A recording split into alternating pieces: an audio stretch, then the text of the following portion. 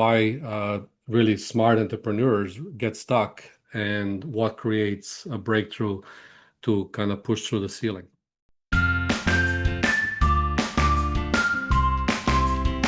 The Breakthrough Club.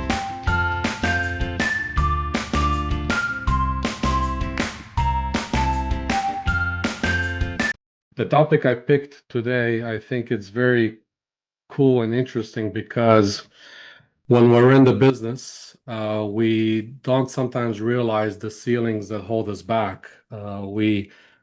There's certain limitations in our business, and those limitations really limit the capacity and what we can do in terms of growth. So the ceilings are very important, but in many times they're invisible because we're just not aware of them. So I thought this is going to be a cool topic to kind of showcase some of that. So we called it the invisible ceiling because, as I mentioned, when we're in the business ourselves, it's hard to realize what is not necessarily bottlenecking, because bottleneck is in terms of kind of capacity issues and decision making and other operational and kind of day-to-day stuff. But this is really in terms of growth and what's holding back our business from growth. So the topic today again is why really smart entrepreneurs get stuck and what creates a breakthrough to kind of push through the ceiling. So if you've kind of looked around, sometimes you see certain business owners are thriving, but they have maybe sometimes less experience, or they may not have the skills that you have. They may not even have a great product, but the business is set up in the right way and is growing faster than your own business. And the answer usually in that respect is not necessarily that they're more talented or more lucky, or even the marketplace, is that they've simply realized what's the ceiling in their business at that stage of growth, and they've identified and they've pushed through it. So in many times you hear this uh, I guess explanation people say is that what gets you here won't necessarily get you to the next level, and what gets you to the next level won't get you to the upper level. So that's what we're going to discuss today. There is such a thing as law of business gravity. So just like gravity, every business is somewhat stuck at its own level, and it's really pulled towards that level.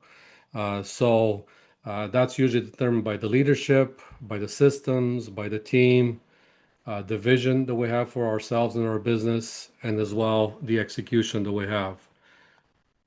So many entrepreneurs, we want to make $1 million in revenue. If we're lower than that, or want to crack 3 million, these are really the stages actually that you see. So, if you're kind of in the range of 200 to $250,000 in revenue, solopreneur, you transition and you want to make $1 million in revenue for the year, then that becomes, now you need some systems, you need a bit of a team, and then the next threshold is around 3 million.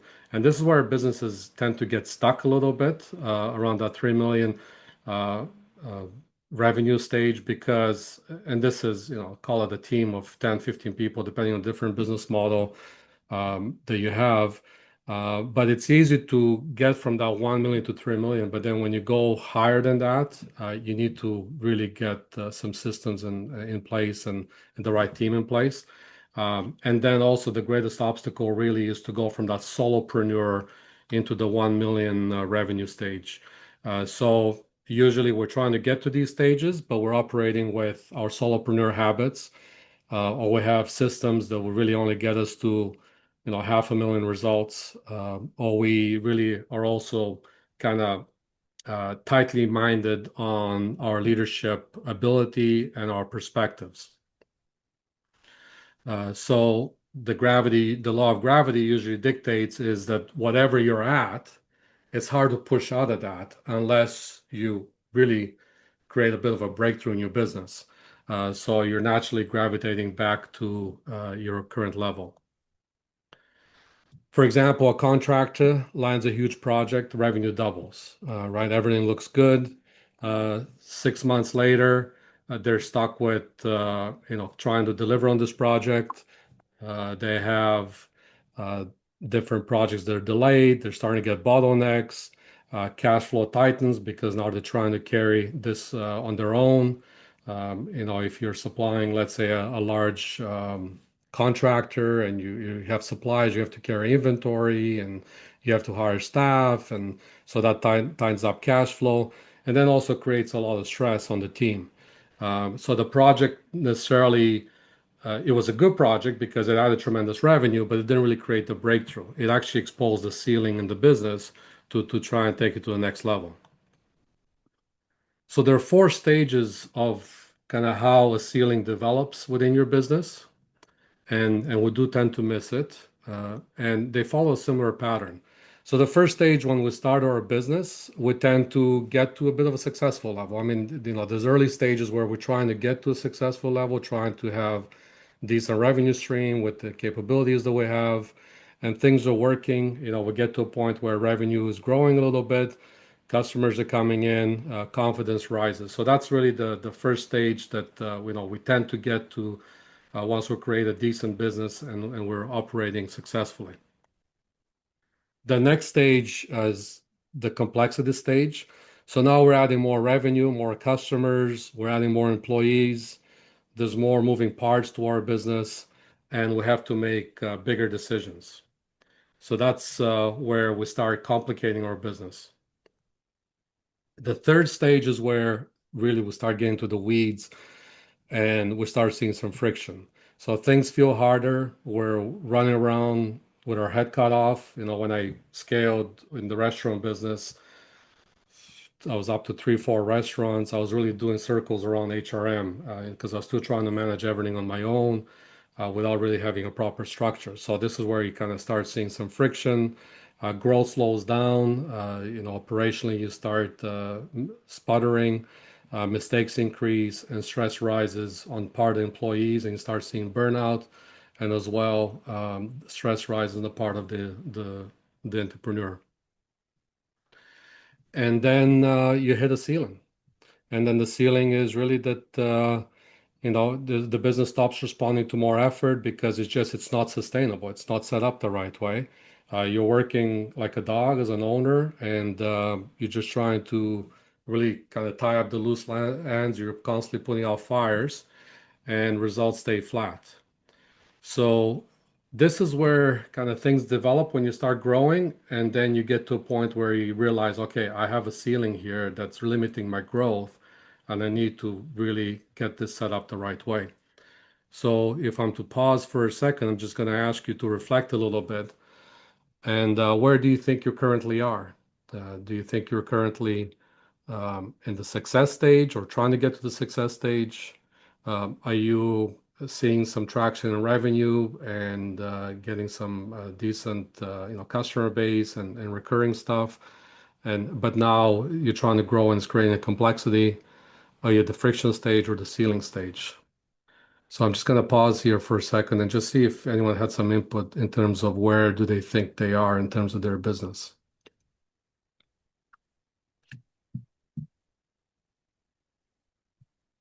Any thoughts? Yeah, I can safely say that I'm at the I don't have it in front of me, the final stage there. The final stage, so a bit of a so you've grown, some Yeah, friction kind of created, and now you're at a point where what do I do for the next level of growth? correct. And the yeah, so the results are staying flat. The business is not responding to effort. That's kind of where I'm at right now. And I had some very, very good growth for 2 years.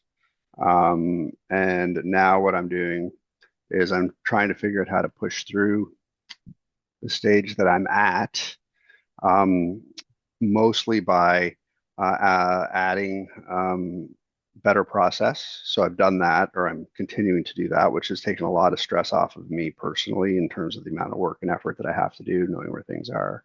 And now I'm at the stage where I'm trying to add more sales capacity and different carrier options. But yeah, totally there. Awesome, buddy. Awesome. Thanks for that and great awareness, and actually appreciate you sharing that with some vulnerability. I'll tell you where we're at in terms of the seafood business. I'm between complexity and friction in the seafood business. We have great growth, but there are certain times of the year where, because there's some critical parts of our business, and I try to keep my overhead quite minimal. The month of May and June is where I find, and actually I'm just kind of coming out of that. Well, the last few weeks I've been doing a lot of frozen business in addition to the live business. So the live is rinse and repeat. The frozen is just, I mean, literally is an extra $10 million in revenue that would generate in 2.5, 3 months.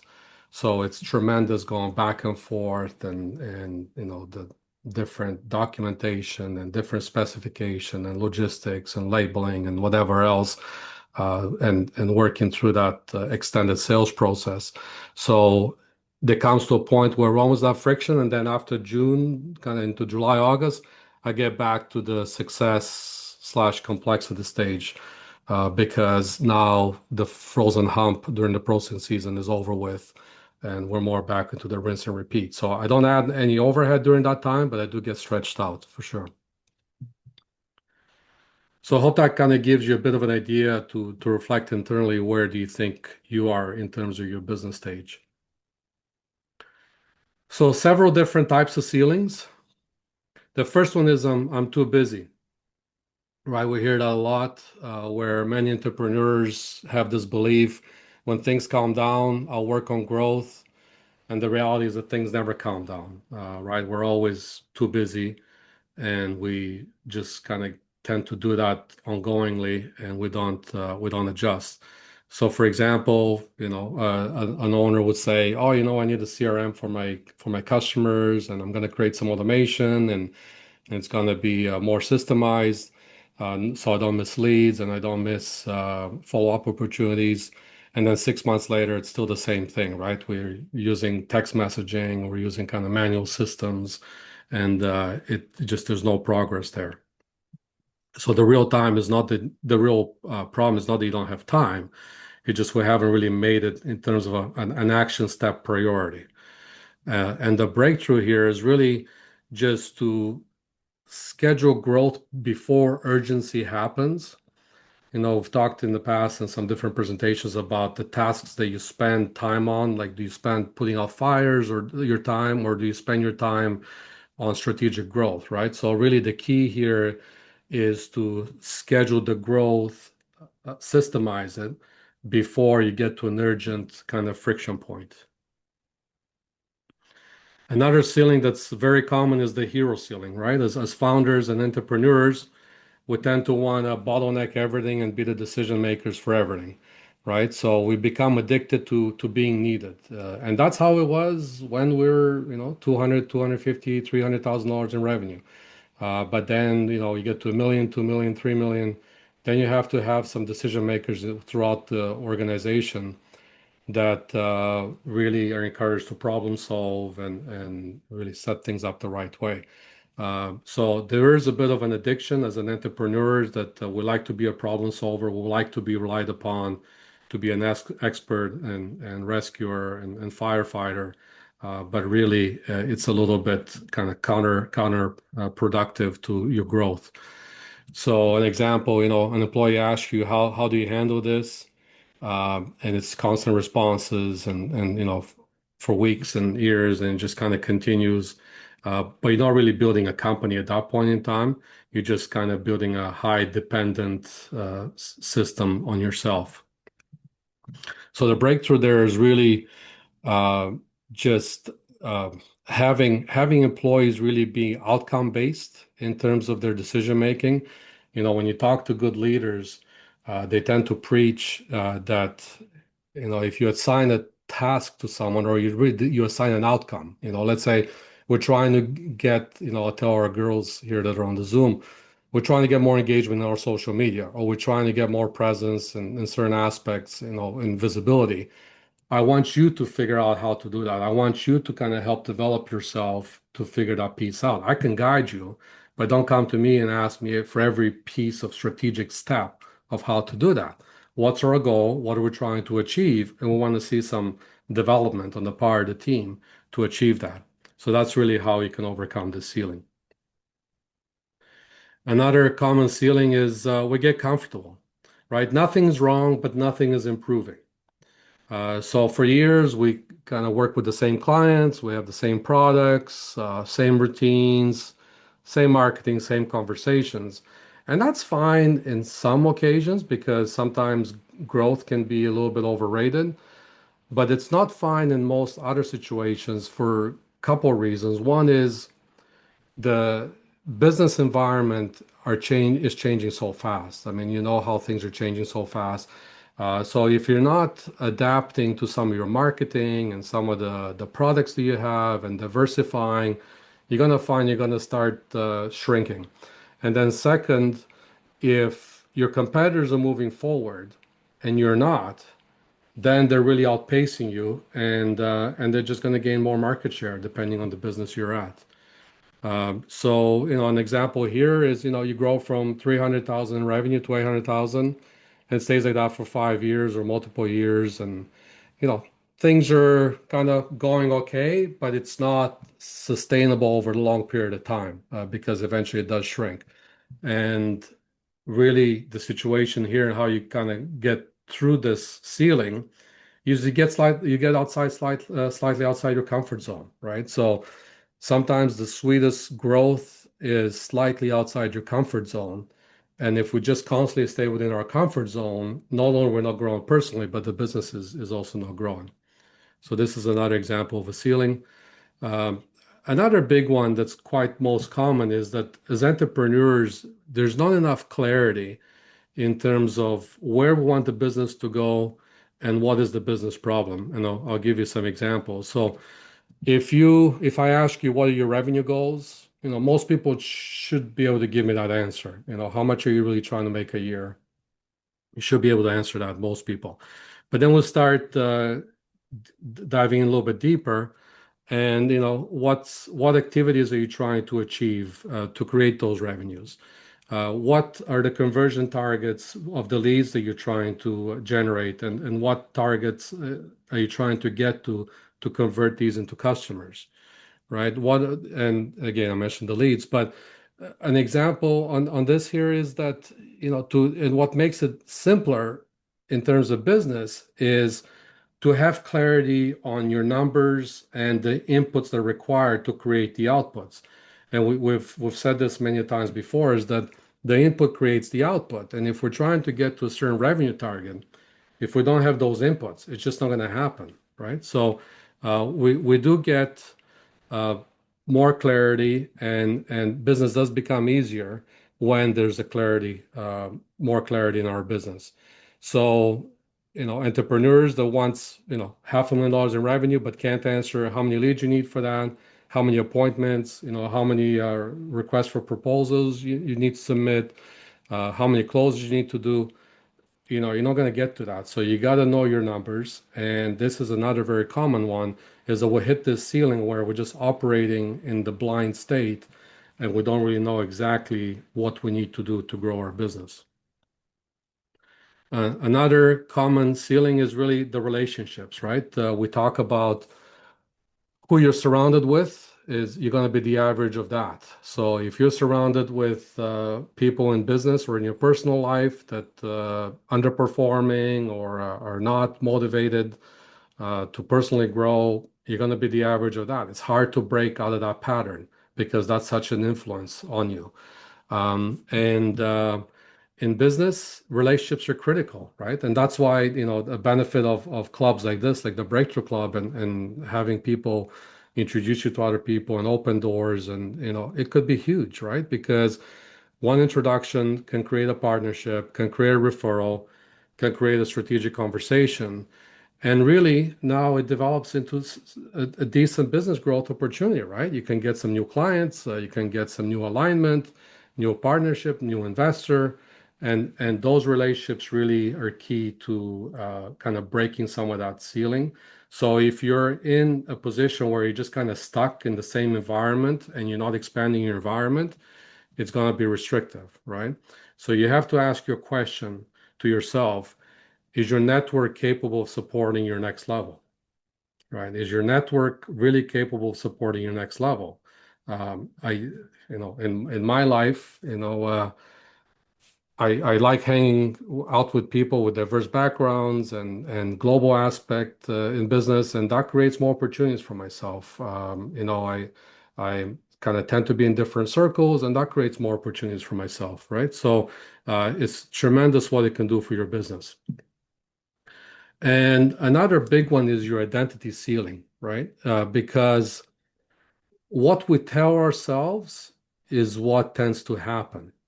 So if we tell ourselves that we're not capable, we're not good enough, that's what tends to happen, right? So if we're trying to lead a business, but we tell ourselves, well, I'm just a technician, or I'm just a freelancer, I'm not ready for growth, or I'm just kind of small business owner.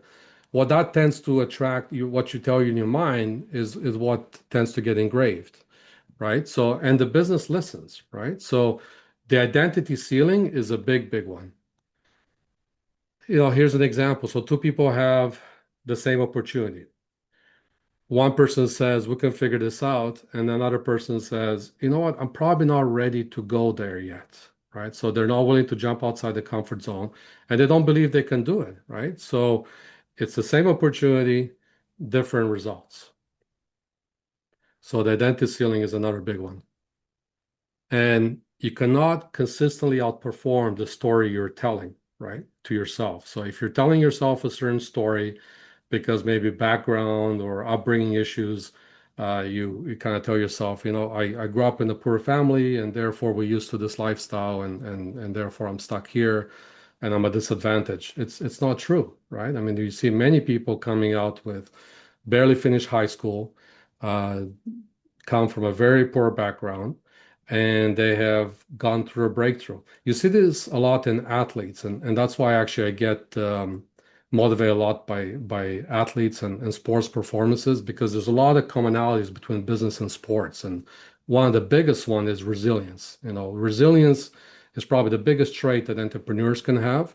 And it's the same thing that athletes need to succeed. And it's this identity thing, right? It's because if you tell yourself that you won't be able to succeed and you're not good enough, chances are you won't be as resilient to be able to push through to the other side. So it's another big ceiling. But that's kind of where it's at. So several different ceilings, and we'll talk about it. But I just want you to go through a bit of an exercise mentally, and we have a worksheet that Rhea, if you can post into the chat, and as well, we're going to post in the classroom to kind of get you to work on some of these things within your business. But if you take three circles, your current business right now, where are you at today? Your revenue, your team, your lifestyle, and your stress. So how do you feel? What's your stress level? What's the quality of your team? The team can also be a limiting factor. And where are you at today? And then think of, what's the desired outcome, right? Where do you really want to be? Like not what sounds great, but where do you really want to be genuinely in your life in terms of what kind of revenue, what type of lifestyle, who you want to be surrounded with, and who you want on your team, and how you want your pressure cooker to be at. So identify that, and then what's required of you. Like what must you become to get to that point? And this is where you start getting a breakthrough in life and in business, is really being aware and identifying where you're at now and what do you really want to get to. And then you can really see a better clarity path. You can surround yourself with the right people. You can start changing your identity. You can start getting more clarity about your business. You can start growing beyond your current norm. And then everything really starts opening up. So an example here again, if your current stage is 750,000 revenue, you're working 60 hours a week. But if you want to get to $2 million in revenue and working 40 hours a week, then it's not just what strategy do you need, but what version of yourself can really operate that business, right? We talk about that be, do, have. There's a presentation in the classroom of, the identity creates the actions and the actions create the results.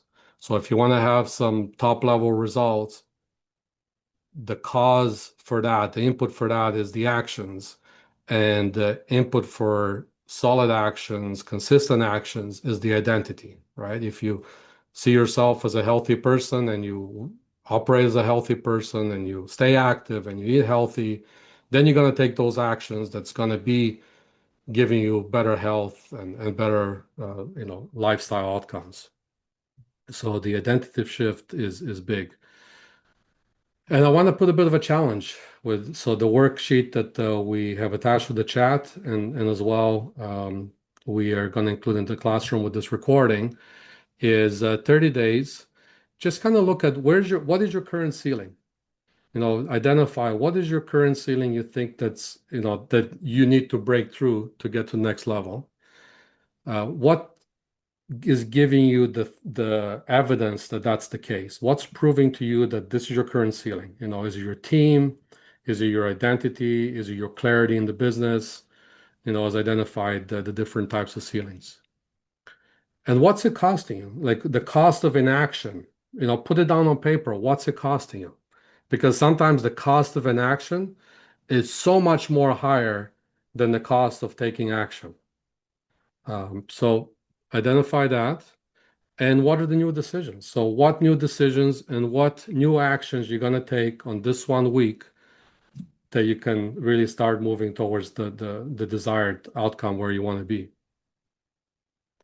And one good thing is having a bit of an accountability buddy. I use my wife sometimes as an accountability buddy. It's like, I'm going to do this over the next few months, and I make a claim and I embrace it. And whether it's formal or informal, then she kind of questions, like, well, I thought a month and a half ago you said you're going to do this, right? So you need a bit of an accountability buddy. Otherwise, you need tremendous self-discipline. So if you're surrounded in the right environment, because if you're surrounded with high performance, that's your accountability, right?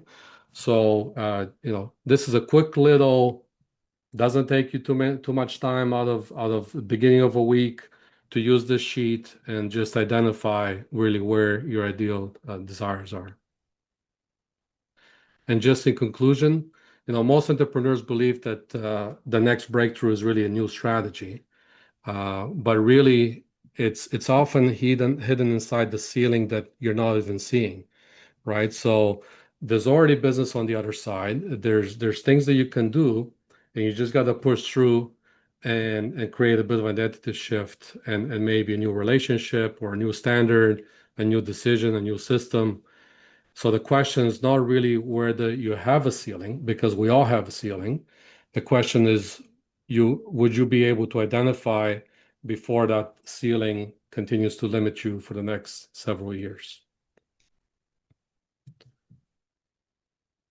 So I hope that helped to give you some clarity in terms of what tends to restrict our business and really just kind of keep our business gravitated to the current state of our business, and we can have a chat about it.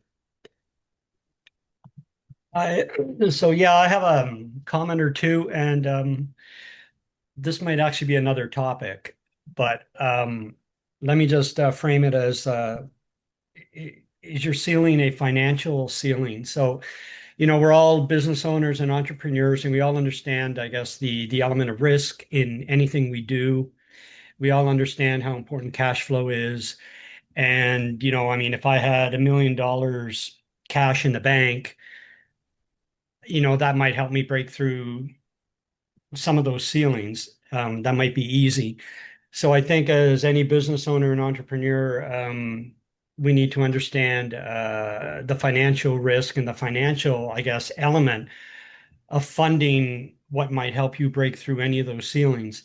So I mentioned that this might be another topic, and an interesting topic might be, how do you take a business idea and fund it?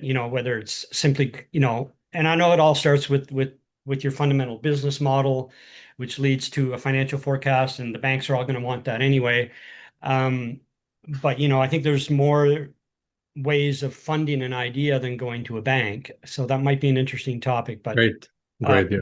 So I'll just kind of throw it out there that, financial ceiling might be another ceiling that might prevent us from breaking through. Yeah, great idea, Max, on that topic. You're right. We're going to work on that. Um, any thoughts? Anyone else on this or yeah, my thoughts on the financial ceiling, Max, it's almost like a bit of the chicken and the egg thing and the business model as well. Because do you need $1 million to make a few $1 million? Or do you generate revenue with the right business model? You get to a certain financial sustainability, and then you can grow from there. And my cautious approach after having been in multiple businesses and looked at some high interest loans and whatever else, my cautious perspective at this point in time is that the best cash flow is from revenue, right? The best Yeah. cash flow is from revenue and the right business model to minimize our overhead. I mean, I would live and die on that because if you have the right business model, and I've had several different types of models, and you're burning too much cash, it's tough. And of course, there's different types of businesses. Like if you're looking at biotech, and there's a lot of, you need to hire scientists and engineers. And I have a buddy of mine that's, getting a little off topic here, but he's in the stock, taking companies public, right? And they have a lot of burn cash, a lot of burn rate by the time they get to public, and even when they go public, they still burn a lot of cash.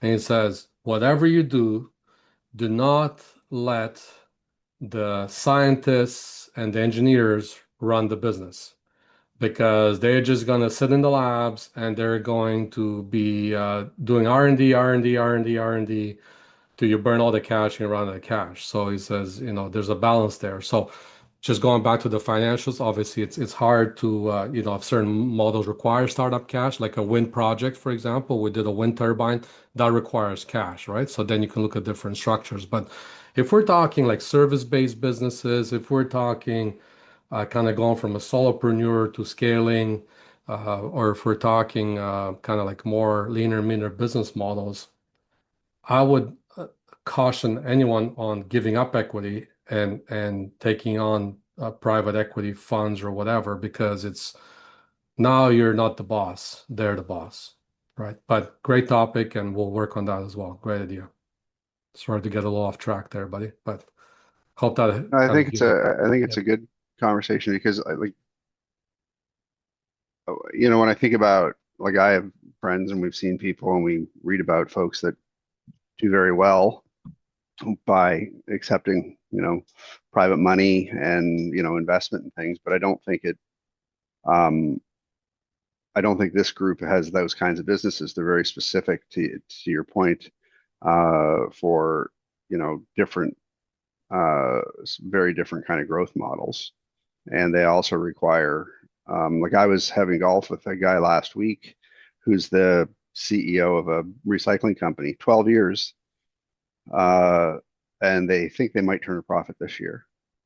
And he's got a couple of large backers, private money, comes from the pulp and paper industry originally, and has spent other people's money. But at that point, you really you have to figure out what it is that you want in life. Because if you're spending other people's money and you have, I think like he has still some ownership, but not huge ownership, you're not really independent, truly independent, right? You're the CEO of a company that reports to a board and has certain responsibilities and obligations to those. And it's a very different model, right? So it's a good conversation to have. It may not be it's not what I want, but it may be something that somebody else wants, right? Yeah, yeah. Yeah. No, 100%. Yeah, great conversation. We'll plug that in as a topic for sure. Great idea, Max. Anyone else in terms of some of the ceilings we talked about, I guess comfort zone, lack of clarity, the quality of your relationships, right? Being the decision maker all the time. Uh, so my problem, actually, my question is that actually I think my current selling is transitioning from the Middle East market to North America. And in the Middle East and MENA actually area, I already had relationship. People trust me even with one phone. I could deal more than $3-4 million. And now I'm essentially rebuilding from the zero when I came to Canada. And even when I moved to Canada, I had my own business, my main business in Turkey. So now it's I have a big challenging because it's I'm not looking for just buyer or customer. I'm looking for loyal customer because it's my foundation, my business foundation. So that's why I have lots of idea for next 3 years, next 6 years.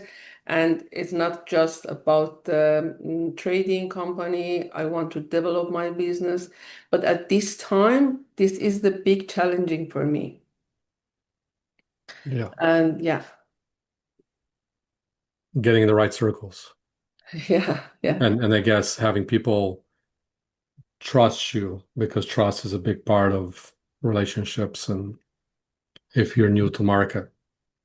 Yeah, exactly. But it's I already had a long time, around 20 years that I work on this business, but now still I need to build up my network and trust, and so it's a big problem for me that it's stopped me, and I have to go slowly and step by step. Anyone, any thoughts on that? What's the best approach on that?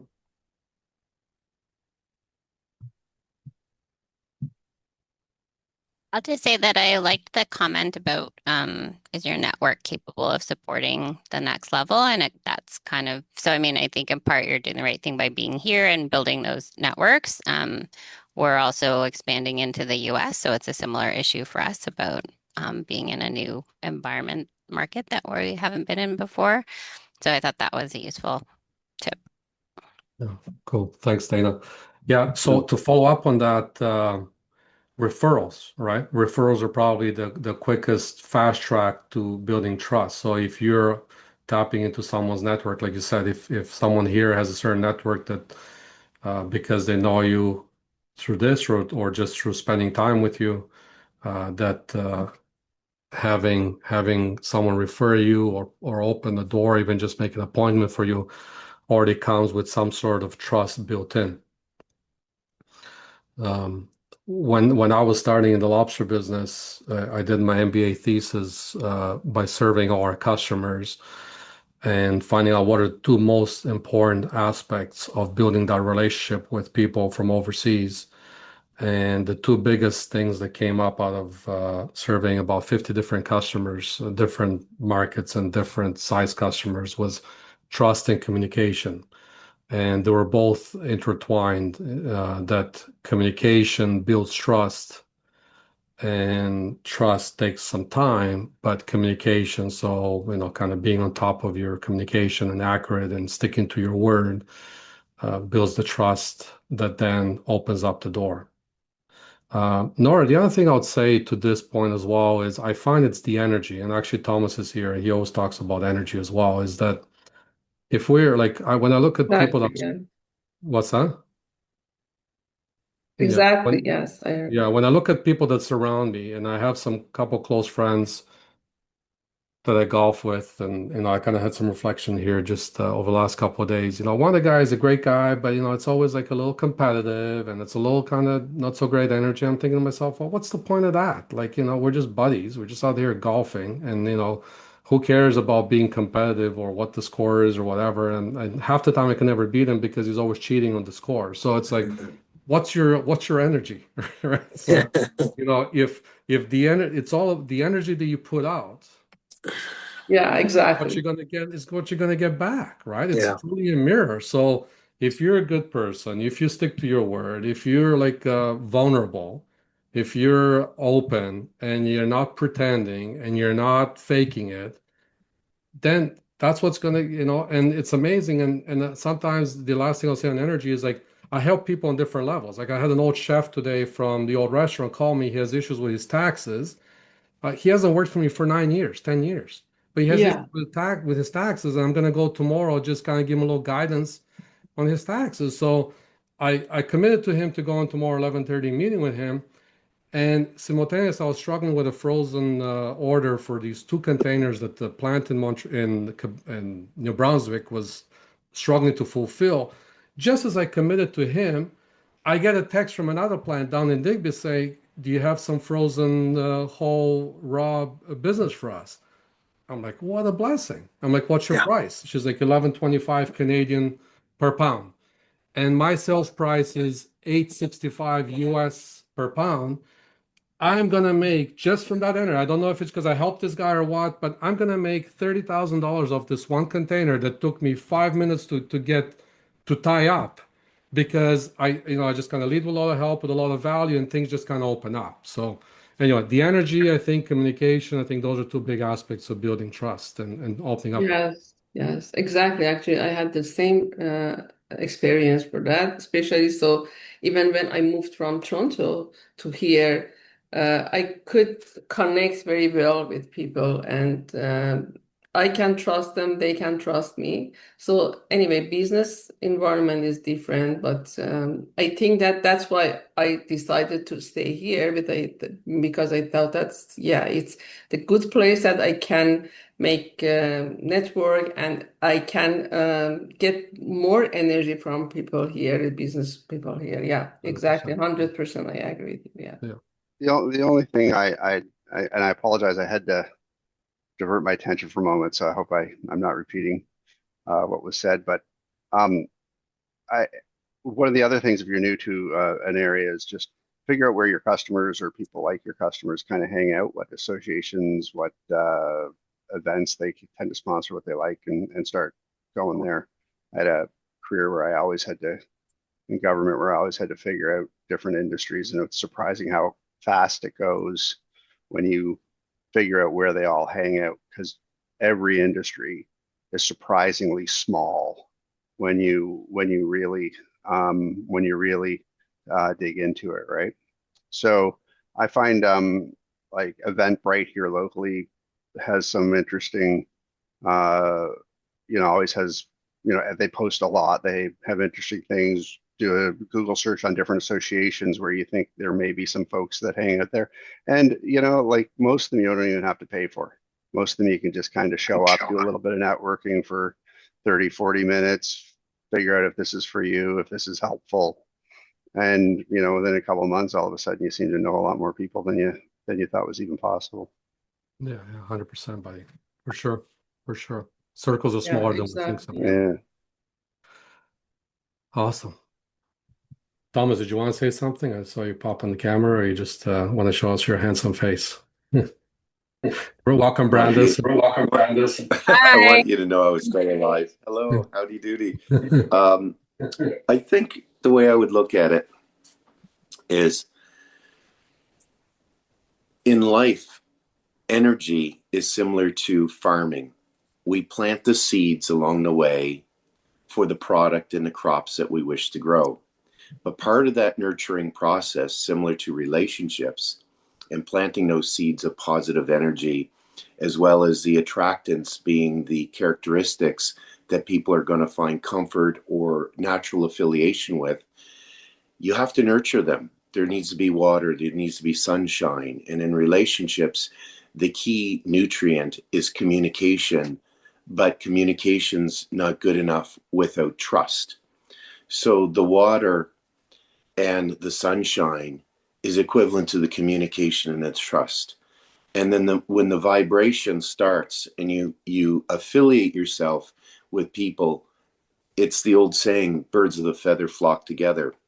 Unity naturally happens because your vibes take you to there. That's where the coincidences and, oh my gosh, I can't believe they like the same thing, all pop up in your mind as you interact. So to the point earlier, amalgamating yourself and integrating yourself in whether it's business groups or social groups, The Chamber of Commerce is an easy one, but whatever is specific to your industry. If you're in the restaurant business, the Restaurant Association. If you're a landlord, the landlord associations, and the like, with professional associations. But also continuing to plant a diversified crop will lead to a better outcome in your characteristic, in your happiness. So those crops end up being different relationships, different types of friendships. You know, you might have some friends that are more athletic or they like to golf, and others that are more spiritual and like to talk about, you know, things in life, and others that are just liking entertainment, or you can connect on a deeper soul level. Whatever those affiliations are, if you get yourself mentally aligned in a certain vibration, which really means you have to calm your soul and you have to believe in yourself, and the self-talk has to move in that direction, letting yourself know that you are going to make this happen in certain groups and you are going to affiliate yourself with good people, then all of a sudden that visualization that world-class athletes have, and not just them, you'll see that visualization, that process come to fruition. And it's no different than a farmer planting the seeds. There's a lot of hard work. There's germination. There will be disappointment if the season doesn't really deliver the proper weather conditions, and that just means the vibrations are off. So then you won't have your natural alignment. But if you align yourself with positive intention, and as opposed to negative manipulative intention, then your outcome will naturally occur. If you always have an angle or you're looking to manipulate, then you will find that you will always get stuck somewhere along the way. You'll have short-term outcomes, but your long-term success will be nowhere compared to your natural positive intentions when you interact with people, because your vibrations will know, the other people's vibrations will know that you have ill intention. You can feel it when someone's in the room, when you're speaking to someone. What they're saying does not match with what they're doing and their intent. Well, it's funny you said that, Thomas. And well said. My God, you should write a book, dude. I'll get you to help me. Hey, I know a publicist, by the way. Real young guy, gray hair. And a damn good one, too.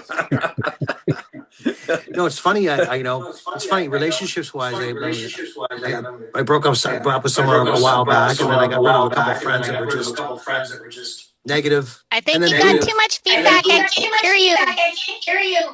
Can you? Somebody needs to be on mute. Sorry. Can you hear me now?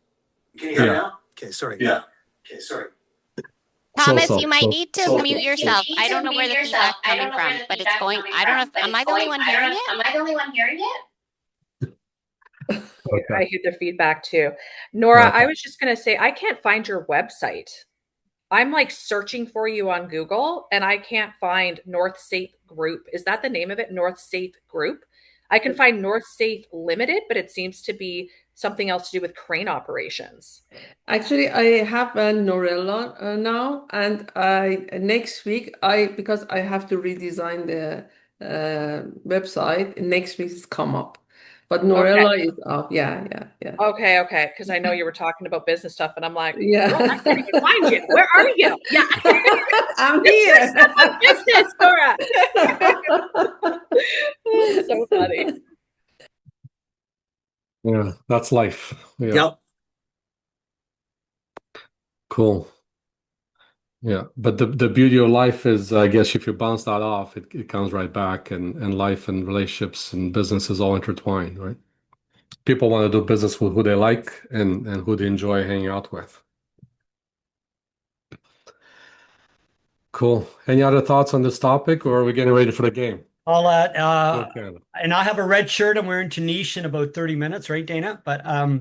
no, I have a thought that with technology today, whether it's email, social media, a great website, and I know we have a website developer here on the call.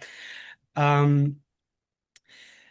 am completely convinced that people still want to deal with people, like person to person.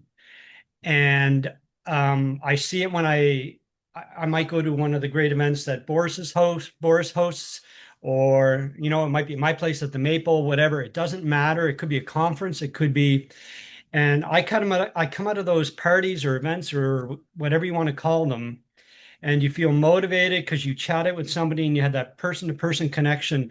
And I'm convinced even today, you know, in the tech world that we live in, you want to network and you want to get that face-to-face with people and have that conversation and they remember who you are. And I think we've all kind of said it in one way or another here and over several of our calls, but I think it's so important. Yeah, well said, buddy. That personal connection is so priceless and it's becoming more and more valuable.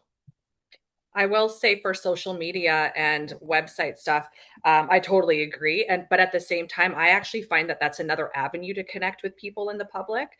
I'm a very open book, so I have like a whole page on my website just about me, so people can really learn who I am, see if I'm the right fit for them, that kind of thing. And social media, I tend to be very open about my life as well. And people, I feel like it helps me build relationships. Sometimes I'll be out in public, people will be like, "Oh my God, hey," and like, I mean, I don't even know who they are. And they're like talking to me like we're besties. I'm like, yeah, okay, high five. Like, let's do this, right? So I totally agree that person on person, but I do for myself, website and social media use actually is just another way for me to connect to people. On that note, I have to run because I got a little one in school to grab, but have a great week. Oh. That was good. Good to see you, Brandis. You too. Yeah. Cool. Well, thank you all. We appreciate you. Hope you punch out soon. Stop working. The rest of the world stops working when their country plays soccer at the World Cup. Where are we going? What pub are we going to in Halifax? I'm bringing Ziggy, so I gotta bring it dog friendly. So I'm gonna go to downtown Dartmouth there, Lake City, Okay. with a couple people. Actually, with Chris on the call. Otherwise, I would have joined Max and Dana at Niche, but that sounds really enticing. Maybe next game. Maybe next game. Yeah. Well, Love you guys. love you. Hey, you know what? Great discussion. Thank you all. Thank you. Really It was I know. amazing. And go Canada, go. Let's keep the vibe Yeah. alive. Thank you, and go Canada. Cheers. Go Canada. See you guys. Like, share, and subscribe.